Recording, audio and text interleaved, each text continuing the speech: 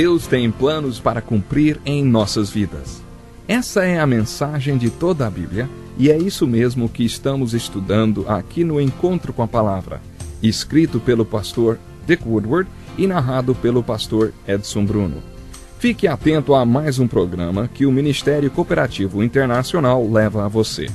Com você agora, pastor Edson Bruno.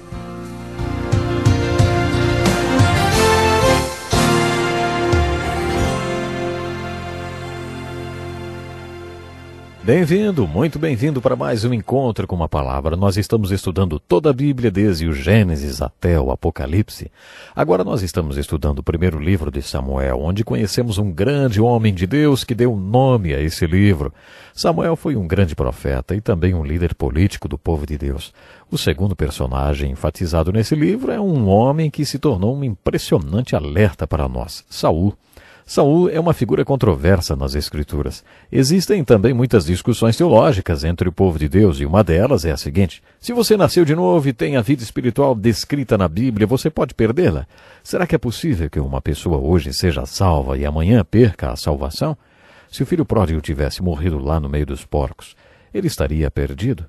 Saul parecia ser uma pessoa que teve uma experiência espiritual genuína. No nosso primeiro contato com ele, vemos que ele não era nada espiritual. Mas aí ele teve uma grande experiência, e a seguinte pergunta foi feita em 1 Samuel. Está também Saul entre os profetas?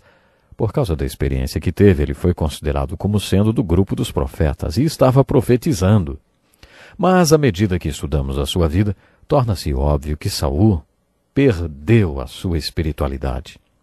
O capítulo 9 de 1 Samuel inicia a narrativa sobre esse homem Saul. Havia um homem cujo nome era Quis e que tinha um filho chamado Saul. Lemos que Saul se sobressaía dos ombros para cima em todo o país. Ele era um homem muito alto e ele era também o mais bonito em todo Israel. Naquele tempo, ser alto era uma grande vantagem, era muito valorizado. Eu tenho um amigo que tem 2 filhos e quando um deles tinha 15 anos e estava em fase de crescimento, chamou esse meu amigo pastor para conversar e disse: meu pai, eu estou crescendo muito, estou muito alto, tem alguma coisa errada comigo, os meus amigos estão rindo de mim por causa da minha altura e do tamanho dos meus pés. Aí meu amigo pastor disse que teve que tentar de tudo para convencer o garoto que ser alto era uma vantagem.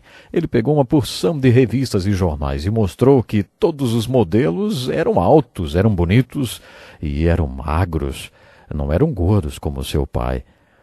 É interessante isso, mas nos tempos do Velho Testamento, todo mundo achava isso. Era importante ser alto, ser bonito. O fato de Saul ser o mais alto e o mais bonito, era algo muito importante. No nosso primeiro contato com Saul, ele não parece ser muito espiritual, não. Os jumentos do seu pai tinham se perdido e o jovem Saul e seu amigo saíram para procurá-los. Mas eles não conseguiram encontrá-los e, quando já estavam prestes a desistir, o amigo de Saul disse: existe nessa região um profeta que pode responder a qualquer pergunta. Por que não perguntamos para ele onde os jumentos estão? Então eles foram até Samuel para que ele desse o paradeiro dos jumentos. As Escrituras relatam que um dia antes Deus já tinha falado para Samuel: amanhã, a estas horas, um jovem da tribo de Benjamim virá até você. Eu quero que você o unja como o rei de Israel. Samuel, portanto, já sabia que Saul estava para chegar. Quando Saul chegou no lugar onde o profeta estava e já estava pronto para perguntar onde estavam os jumentos, levou um grande susto. Samuel já sabia quem era Saul e estava esperando por ele.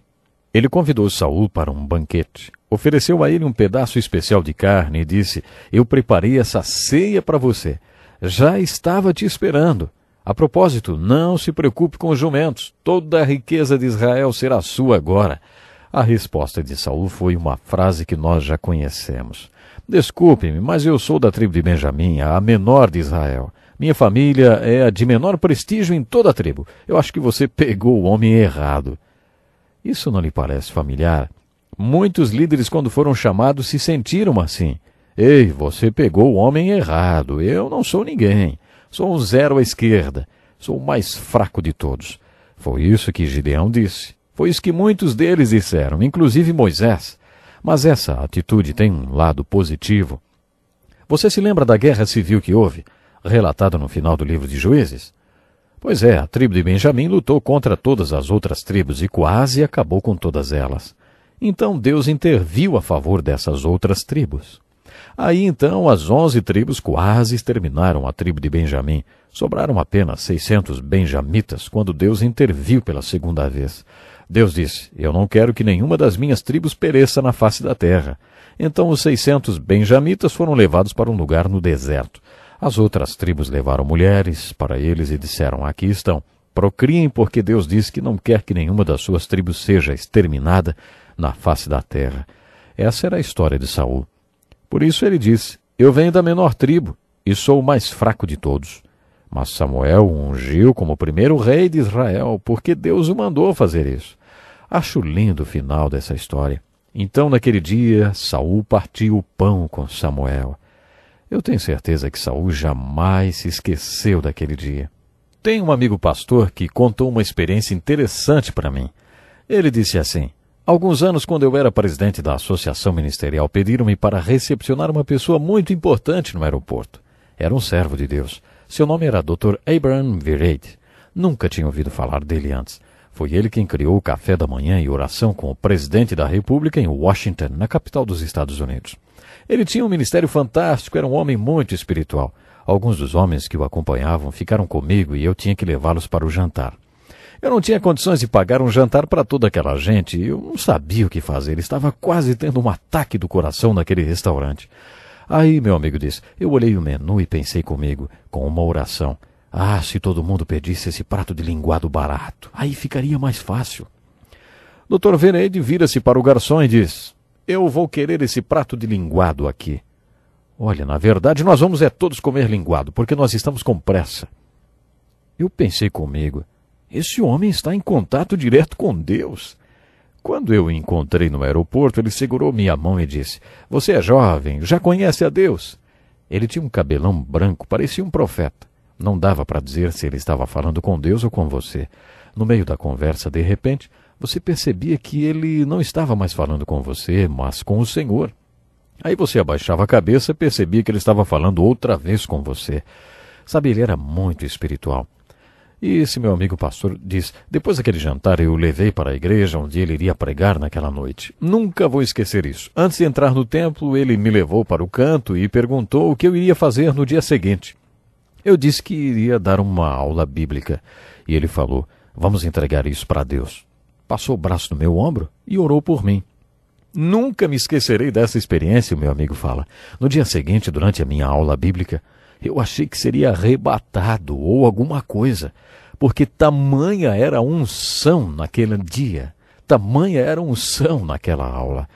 Quando eu parti o pão com o Dr. Abraham Vereid, a minha vida mudou.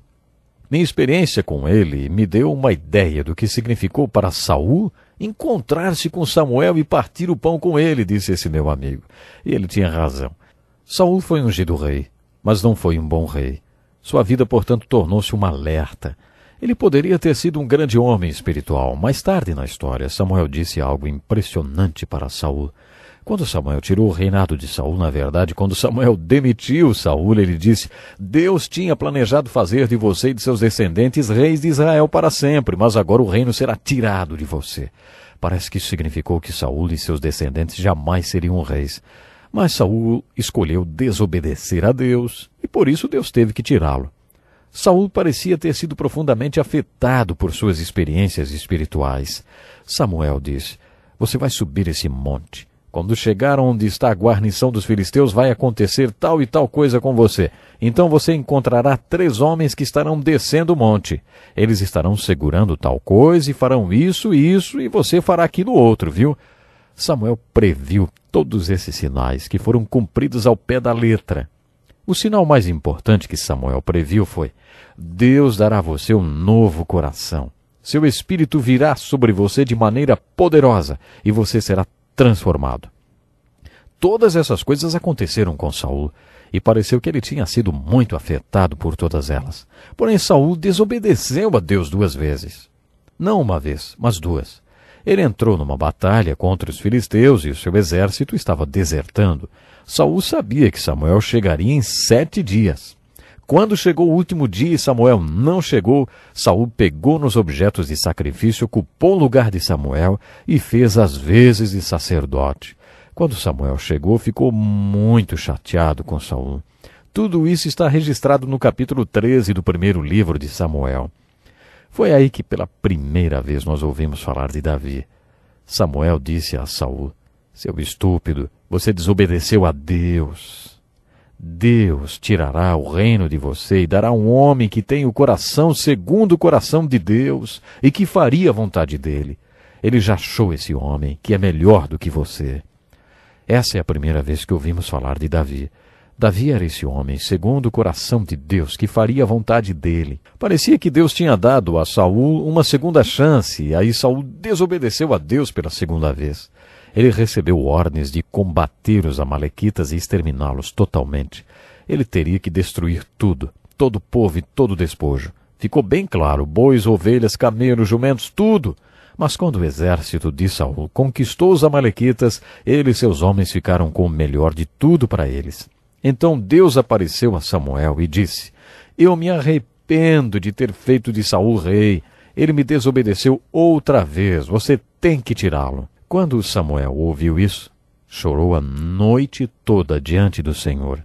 Então, logo cedo, foi encontrar-se com Saul. Parece haver um certo humor na Bíblia. Por exemplo, quando Samuel encontrou Saul, Saul disse: fiz o que Deus me mandou fazer. Então Samuel disse: então que balido de ovelhas é esse que eu estou ouvindo e que mugido de bois é esse, hein? O que significa isso? Saul respondeu: nós planejávamos sacrificá-los a Deus. Seguiu-se então um dos trechos mais incríveis da Bíblia. Samuel disse a Saul: tem Deus mais prazer em ofertas queimadas e em sacrifícios do que em que o obedeçam? Obediência é melhor do que sacrifícios.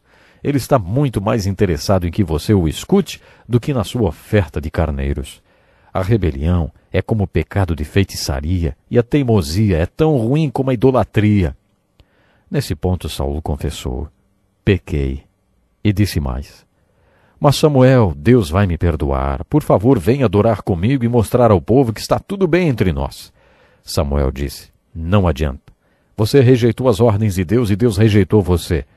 Quando Samuel virou-se para sair, Saul agarrou seu manto, que chegou a se rasgar. Então Samuel disse: da mesma maneira Deus vai rasgar de você o reino e vai dá-lo a outro que fará toda a vontade de Deus. Depois disso iniciou-se a decadência de Saul. A vida de Saul é um alerta para nós. Sabe, no primeiro livro de Samuel aprendemos uma palavra, Icabode, que significa foi-se a glória. Parece que nos tempos do Velho Testamento o Espírito do Senhor vinha sobre as pessoas como veio sobre Sansão, mas muitos deles desobedeceram e perderam a glória de Deus. Nós vamos continuar no próximo programa, portanto esteja conosco.